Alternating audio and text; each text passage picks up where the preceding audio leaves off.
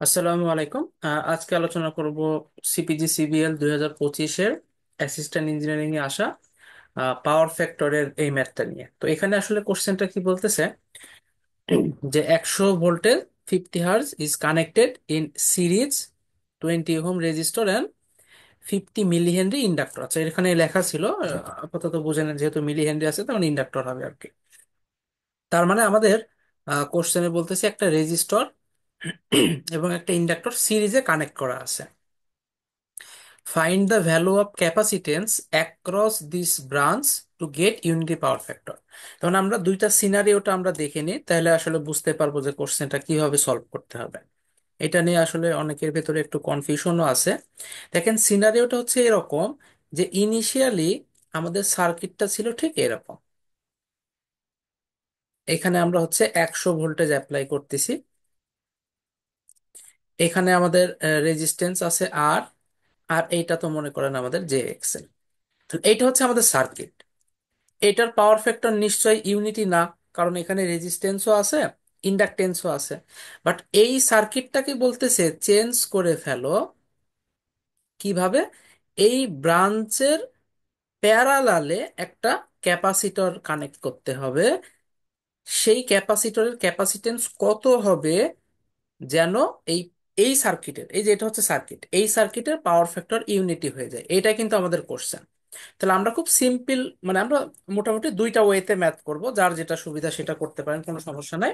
তবে সেকেন্ড যে নিয়মটা আমরা ফলো করব, সেটা ইউনিটি পাওয়ার ফ্যাক্টর না বলে যদি অন্য পাওয়ার ফ্যাক্টর বলে, তাহলে ওই নিয়মটা একটু কঠিন এবং ওইখানে আসলে সূত্র অ্যাপ্লাই করা ঝামেলা। এজন্য আমরা একটা স্ট্যান্ডার্ড সূত্র দেখব প্রথমেই। এই নিয়মটাতে কি হবে, ইউনিটি পাওয়ার ফ্যাক্টর না বলে যদি অন্য বলতো, ধরেন বলে দিত যে 0.6 ল্যাগিং অথবা অন্য কিছু একটা বলতো, তাহলেও আমরা ইজিলি করতে পারতাম। সেই নিয়মটা আমরা আগে করব, দেন অন্য নিয়মটা করব।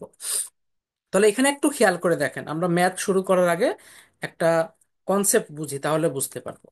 দেখেন, দুইটা সার্কিটের ভিতরে, এই সার্কিট এবং এই সার্কিটের ভিতরে মেইন পার্থক্যটা কোথায়? এই সার্কিটের ধরেন একটা আমরা কমপ্লেক্স পাওয়ারের কথা বলতেছি, সেই কমপ্লেক্স পাওয়ারের নাম দিলাম হচ্ছে এস ওল্ড, মানে আগে যেই কমপ্লেক্স পাওয়ারটা ছিল। আর এই সার্কিটের একটা কমপ্লেক্স পাওয়ার আমরা পাবো, এই টোটাল মিলে যে একটা সার্কিট, এই টোটাল সার্কিটের একটা কমপ্লেক্স পাওয়ার পাবো, সেটার ধরেন নাম দিলাম এস নিউ। একটা জিনিস খেয়াল করে দেখেন, এই সার্কিট এবং এই সার্কিট দুইটাতে রেজিস্টিভ এলিমেন্ট এই আরই আছে। অর্থাৎ এখানেও রেজিস্টিভ এলিমেন্ট যা, এখানেও রেজিস্টিভ এলিমেন্ট তাই। তার মানে ক্যাপাসিটর কানেক্ট করার পর এই সার্কিট থেকে যখন এই সার্কিটে রূপান্তরিত হলো, রিয়েল পাওয়ার কিন্তু চেঞ্জ হয় নাই। তার মানে এইখানে যে রিয়েল পাওয়ার পিটা আছে, এখানেও কিন্তু সেই রিয়েল পাওয়ার পিটা আছে। ফলে ধরে নিলাম এস ওল্ড হচ্ছে এই রকম, যে P plus J Q one. আর এইখানে আমরা ধরলাম যে ওভারঅল জিনিসটার মান এরকম আসতেছে, যে এস নিউ সমান, এখানেও কি পি থাকবে? নিশ্চয় পি থাকবে, কারণ আমরা জানি যে রিয়েল পাওয়ার এটা আর এটার ভিতরে কোনো চেঞ্জ হয় না। তার মানে এখানেও রিয়েল পাওয়ার যা, এখানেও রিয়েল পাওয়ার তাই। হয়তো এরকম কিছু একটা আসতে পারে, কিউ ওয়ান কিউ টু এরকম কিছু একটা আসতে পারে। আমি জানি না প্লাস আসবে নাকি মাইনাস আসবে, আমি জানি না। আপাতত আমরা মনে করলাম যে এরকম কিছু একটা আসবে। এখন দেখেন, প্রশ্নে আমাকে বলতেছে কি পরিমাণ ক্যাপাসিটেন্স লাগবে যাতে এটা ইউনিটি পাওয়ার ফ্যাক্টর হয়ে যায়। ইউনিটি পাওয়ার ফ্যাক্টর কি জিনিস? ইউনিটি পাওয়ার ফ্যাক্টর মানে হচ্ছে সেইখানে শুধুমাত্র আমার রিয়েল পাওয়ারটা থাকবে, রিয়াক্টিভ পাওয়ার জিরো। তাহলে একটু দেখেন, আমি যদি এইখান থেকে এইটা বিয়োগ করে দিই, মানে এস নিউ থেকে যদি এস ওল্ডটা বিয়োগ করে দিই, তাহলে আমরা বুঝতে পারবো যে এই সার্কিট এবং এই সার্কিটের ভেতরে কি পরিমাণ ক্যাপাসিটিভ পাওয়ারের পার্থক্য আছে। ভালো করে বুঝেন, এই সার্কিট আর এই সার্কিটের ভিতরে পার্থক্য শুধুমাত্র ক্যাপাসিটর। তার মানে এই দুইটা পাওয়ারকে যদি ডিফারেন্স করে দিই, মানে আমি যদি এইভাবে ডিফারেন্স করি যে S new minus S old, মানে দুইটা কমপ্লেক্স পাওয়ারের পার্থক্য, এই পার্থক্যটা কার পাওয়ার হবে? অবশ্যই ক্যাপাসিটরের পাওয়ার।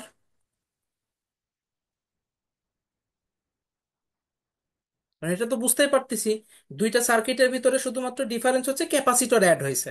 আর পাওয়ারের ক্ষেত্রে তো আমরা জানি, মিক্সড থাকুক যাই থাকুক, এই যোগ হবে, এর পাওয়ার যোগ এর পাওয়ার। আমরা কিন্তু কমপ্লেক্সের কথা বলতেছি, এটা রিয়েল এটা রিয়াক্টিভ, ওকে। কারণ দেখেন এটা যদি বিয়োগ করি, পি আর পি কাটাকাটি হয়ে যাবে, এই পাওয়ার থেকে এই পাওয়ারটা বিয়োগ হবে, যেটা থাকবে সেটাই হচ্ছে ক্যাপাসিটরের পাওয়ার।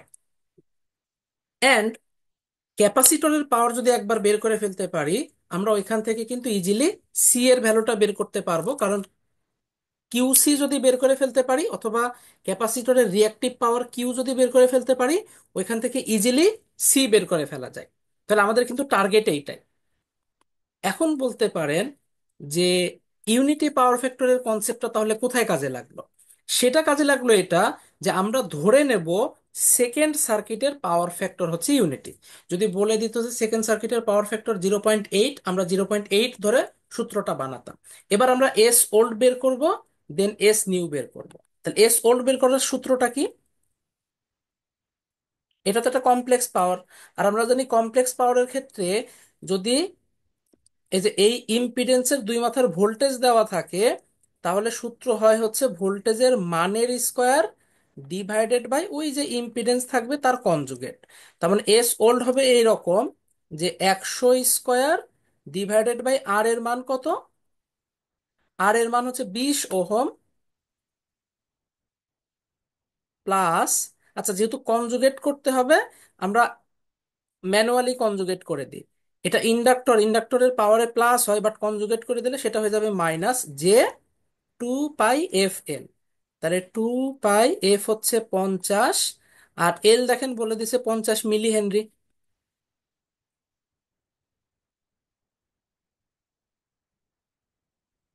বাস, এটা কিন্তু আমাদের হয়ে গেল এস ওল্ডের কমপ্লেক্স পাওয়ার। তাহলে এস ওল্ড এটা ক্যালকুলেটরে বের করে ফেলতে পারবো কত? আমরা ক্যালকুলেটর আগে কমপ্লেক্স মোডে নিয়ে গেলাম, দেন 100 স্কোয়ার ডিভাইডেড বাই 20 মাইনাস, এই যেটা তো দেখা যাচ্ছে 100 পাই, 100 পাই ইন্টু 50 ইন্টু 10⁻⁻³ আচ্ছা, এই সাথে কিন্তু একটা আয়ও আছে, যে বা আয় যায় বলি আর কি। তাহলে এইটা আমরা এইভাবে না রেখে কি করব, পি প্লাস কিউ ফরম্যাট, অর্থাৎ এই যে এ প্লাস বি আই ফরম্যাটে ক্যালকুলেশন করে ফেলবো। তাহলে এইটা দেখেন কত আসতেছে, 309.243, 242.88। 309.243 প্লাস জে, 309.243 যে 242.88। এবার এখানে কিন্তু নতুন কাহিনী, এস নিউ এই কমপ্লেক্স পাওয়ারের ক্ষেত্রে রিয়েল পাওয়ার সেম থাকবে। তার মানে রিয়েল পাওয়ার আগে যা ছিল, রিয়েল পাওয়ার এখনো তাই থাকবে। তাহলে এস নিউ যদি বলি, রিয়েল পাওয়ার আগে যা এখনো তাই। আর আমরা জানি কোনো কমপ্লেক্স পাওয়ারকে কিভাবে লেখা যায়, real power divided by power factor. এটা কিন্তু আমরা সবাই জানি, কারণ পি সমান এস কস থেটা। তাহলে এস সমান কত, পি বাই কস থেটা। এটা কিন্তু ইজি। তাহলে আমরা এস নিউ সমান কত দেবো, রিয়েল পাওয়ার চেঞ্জ হয় নাই মানে নতুনটারও রিয়েল পাওয়ার এটা, ডিভাইডেড বাই পাওয়ার ফ্যাক্টর। এই যে দেখেন পাওয়ার ফ্যাক্টর কত বলে দিছে, ইউনিটি পাওয়ার ফ্যাক্টর। এটা যদি ইউনিটি না বলে 0.8 বলতো, তাহলে আমরা 0.8 ভাগ করতাম। যেহেতু ইউনিটি বলছে যে আমরা 1 ভাগ করব। এখন যেহেতু কমপ্লেক্স পাওয়ার সাথে অ্যাঙ্গেল লিখতে হবে, অ্যাঙ্গেল কত, cos 1। এটা যদি 0.8 ল্যাগিং বলতো, তাহলে আমরা দিতাম cos 1 0.8। এটা যদি বলতো 0.9 লিডিং, তাহলে আমরা দিতাম মাইনাস cos 1 0.9। সিম্পল হিসাব, ইজিলি কিন্তু ক্যালকুলেশন করে ফেলা যাবে। তাহলে এখন আমরা বলতেছি কি পরিমাণ ক্যাপাসিটরের পাওয়ার লাগবে, এটা আমরা মান বের করতে যাচ্ছি, যে টার্ম না দেখালেও চলবে। মানে কি পরিমাণ ক্যাপাসিটরের পাওয়ার লাগবে, দেখেন সেটাই তো বলতেছি, এই সার্কিটের কমপ্লেক্স পাওয়ার থেকে এই সার্কিটের কমপ্লেক্স পাওয়ার বিয়োগ করলেই তো আমরা বুঝতে পারবো যে কি পরিমাণ ক্যাপাসিটরের পাওয়ার লাগবে, যেটাকে আমরা কিউসি বলতেছি। তাহলে কিউসিটা কত, এই সেকেন্ড সার্কিটের কমপ্লেক্স পাওয়ার থেকে আমরা ফার্স্ট সার্কিটের কমপ্লেক্স পাওয়ারটা বিয়োগ করে দিলেই কিন্তু ইজিলি কিউসি চলে আসবে। এবার একটু দেখেন যে আমরা এটা রাখছি, এটা ধরেন কথার কথা আমি সেভ করে নিলাম, সেভ করে নিলে এটা সবচেয়ে ভালো হয়, একদম এক্সাক্ট মান আসে। আচ্ছা, সেভ করে নিলাম। তো এখানে তো বসাইতে হবে রিয়েল পার্ট, অর্থাৎ আমরা যেটা সেভ করলাম এটা রিয়েল পার্ট, আর তার অ্যাঙ্গেল নিতে হবে। তাহলে রিয়েল পার্টটা কিভাবে বের করা যায়? শিফট 2। আচ্ছা, এখানে রিয়েল পার্ট ওই রকম ভাবে বের করার সিস্টেম নাই, সমস্যা নেই, আমরা ম্যানুয়ালিই করি। সেটা কেমন, আমরা যে 309.243 এইভাবে ক্যালকুলেশন করি। তাহলে জিনিসটা দেব এইভাবে, এই যে মডুলাস দিয়ে দিলাম, দেন এইটা 309.243 প্লাস 242.88 মাইনাস, এখন বলতে পারেন যে আমরা তো এস নিউ মাইনাস ওল্ড করবো, বাট উল্টা করে ফেলতেছি। যেহেতু মডুলাস দিচ্ছি, উল্টা করলেও কোনো সমস্যা নাই, যে কোনো একটা করলেই চলবে, মান আমাদের আলটিমেটলি পজিটিভই আসবে। আর এটা দেখেন কজ ইনভার্স ওয়ান মানে কি 0 ডিগ্রি, তো ওর সাথে কিছু না দিলেও চলে, আমরা শুধুমাত্র এই অংশটুকু তুললেই হবে। 309.243, এই যে সমান চলে আসতেছে কত, 242.88। এটা কিন্তু ম্যানুয়ালিও আমরা বুঝতে পারি যে এই দুইটার ভিতরে পার্থক্য কি, শুধুমাত্র এইটাই। অর্থাৎ এই প্লাস যে এতকে যদি ভ্যানিশ করতে চাই, তাহলে ক্যাপাসিটরে আমার এই পরিমাণ পাওয়ারই লাগবে, কারণ ক্যাপাসিটরের ক্ষেত্রে আমরা কি জানি মাইনাস জে হয়, ক্যাপাসিটরের পাওয়ার মাইনাস জে। তাহলে আমরা যদি ক্যাপাসিটরের পাওয়ারটা এর সাথে যোগ করে দিই, এইটা এটা কাটাকাটি হয়ে যাবে, শুধু রিয়েল পাওয়ারটুকুই থাকবে। আর রিয়েল পাওয়ার তো থাকার মানেই হচ্ছে পাওয়ার ফ্যাক্টর 1। তাহলে কি পরিমাণ পাওয়ার লাগবে আমাদের? 242.88, পাওয়ারকে আমরা জানি ভার। এবার একটু খেয়াল করেন, এটা ক্যাপাসিটরের পাওয়ার। আমরা জানি যে যদি পি এর কথা বলি, তাহলে পি সমান কত, V²/R।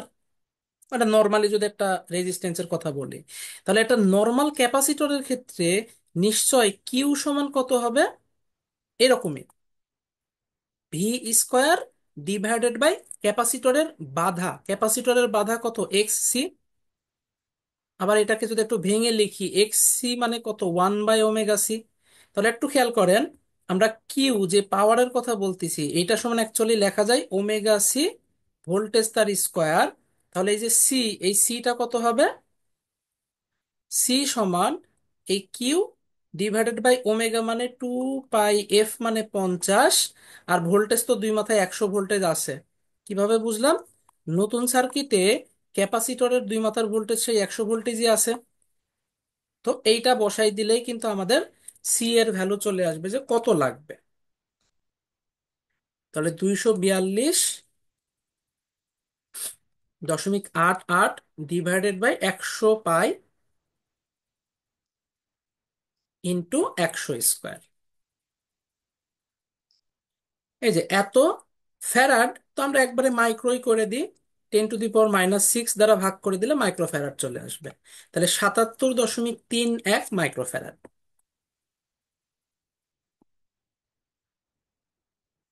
এইটা হচ্ছে আমাদের অ্যান্সার। যারা এই পদ্ধতি, আচ্ছা, এই সূত্রটা অনেকে এইভাবে মনে রাখেন যে সি সমান P maybe tan−1 minus tan−2 এরকম, আমার এক্স্যাক্টলি মনে নেই, তবে এরকম ফরম্যাটই হবে। আপনারা ওই ফরম্যাটে মনে রাখতে চাইলেও কোনো সমস্যা নাই। তবে এই ফরম্যাটটা হচ্ছে সবচেয়ে ইজি ফরম্যাট। এখানে সিম্পলি আমরা কমপ্লেক্স পাওয়ারের ফরম্যাট দাঁড় করাবো, দুইটাকে বিয়োগ করে দিলে আমরা রিকোয়ার্ড ভার পেয়ে যাব, কি পরিমাণ আমার ভার লাগবে, অর্থাৎ রিয়াক্টিভ পাওয়ার লাগবে, অ্যান্ড সেখান থেকে ইজিলি ক্যাপাসিটেন্সের মান বের করে ফেলা যাবে। আপনারা ট্যান ইনভার্স দিয়ে করলেও কোনো সমস্যা নাই।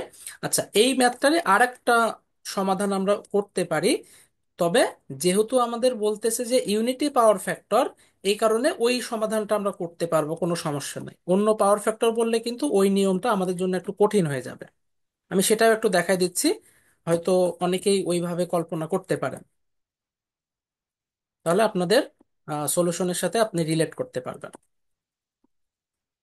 মানে আমরা এখন পাওয়ার দিয়ে না, বরং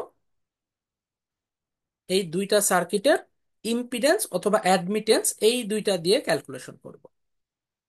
খেয়াল করেন, যেহেতু আমরা দেখতেছি যে এই সার্কিট এবং এই সার্কিটের যে ফরম্যাট, সেখানে মাত্র সি অ্যাড হচ্ছে এবং প্যারালালি অ্যাড হচ্ছে।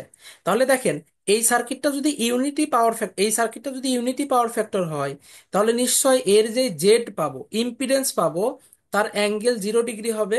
তার মানে এইখানে কোনো জে টার্ম থাকবে না।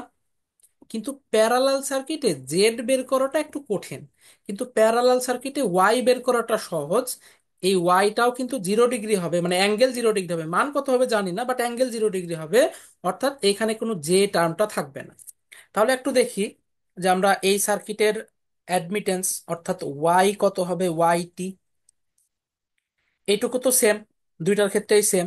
তাহলে ওয়াই টি সমান কত, 1 বাই এত, মানে কত, 20 প্লাস জে, আর এটা তো 50 মিলি হেনরি, 2 পাই ওমেগা এল শিখলাম আমরা, মানে 2 পাই এফ এল আর কি, 2 পাই এফ এল। এটা আমরা মনে রাখি যে আমাদের কোনো জে টার্ম থাকবে না ইউনিটি পাওয়ার ফ্যাক্টরের ক্ষেত্রে।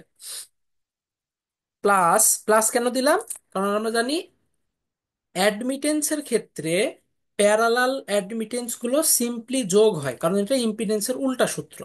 ইম্পিডেন্সের ক্ষেত্রে কিন্তু নর্মাল যোগ হয় না, ওই যে আমরা জানি 1/+1/a+1/b তার হোল ইনভার্স এরকম ভাবে হয়। আর অ্যাডমিটেন্সের ক্ষেত্রে নর্মাল যোগ হয়। আর সি এর যে অ্যাডমিটেন্স সেটা আমরা কত জানি, সি এর ইম্পিডেন্স হচ্ছে 1/j ওমেগা সি ইম্পিডেন্স।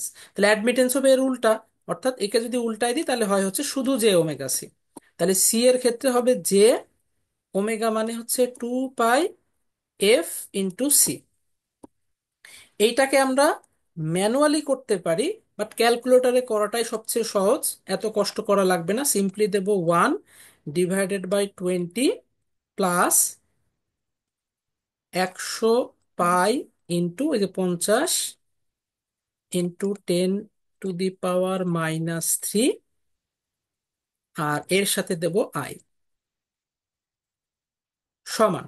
এটাকে আমরা লিখবো কিভাবে, ওই যে a+b ফরম্যাটে লিখবো।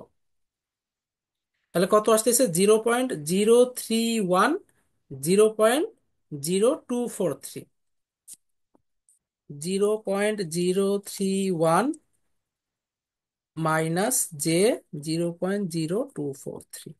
আর এইটা তো থাকতেছেই কত, জে 100 পাইছি। কিছুক্ষণ আগে কি শিখলাম, ইউনিটি পাওয়ার ফ্যাক্টরে আমাদের ইম্পিডেন্স বা অ্যাডমিটেন্সের অ্যাঙ্গেল 0 ডিগ্রি হয়। আর কোনো কিছুর অ্যাঙ্গেল 0 ডিগ্রি তখনই হওয়া সম্ভব যখন কোনো জে টার্ম থাকবে না। তাহলে এই ওয়াই টি এর জে টার্মটা থাকবে না, জে টার্ম থাকবে না মানে কি, জিরো।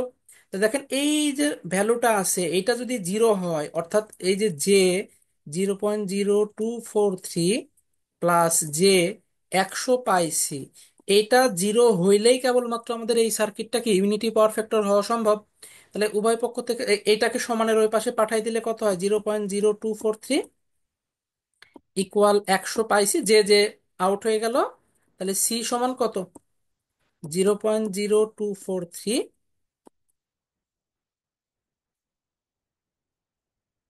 Divided by 100 pi.